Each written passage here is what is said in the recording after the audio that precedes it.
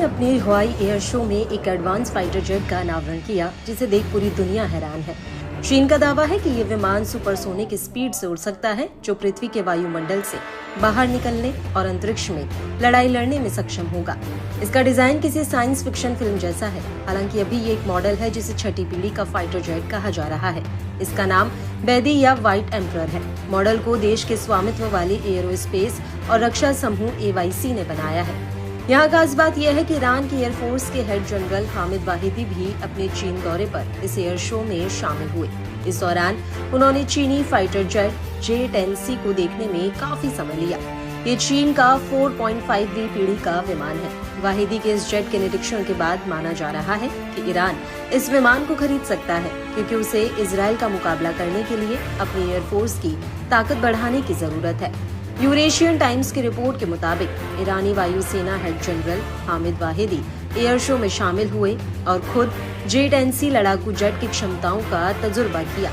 वाहिदी ने J-10C vigorous dragon की क्षमताओं को परखा और दोनों सेनाओं के बीच सहयोग के संभावित क्षेत्रों पर अपने चीनी समकक्ष जनरल चांग डिंग-क्यू से बातचीत की। ईरान के नेतृत्व ने स्पष्ट रूप से चीनी लड़ाकू विमान खरीदने की इच्छा सार्वजनिक नहीं की है, लेकिन वाहिदी की J-10C के निरीक्षण ने मिलिट्री ऑब्जर्व्स की रुचि जगा दी है। ये जेट क्षमता और कीमत के हिसाब से ईरानी एयरफोर्स के लिए एक शानदार विकल्प है। माना जा रहा है कि ईरान को करीब 100 जेट की जरूरत है। एक जेट की कीमत 40 मिलियन है। ऐसे में 100 J-10 की कीमत $4 अरब होगी।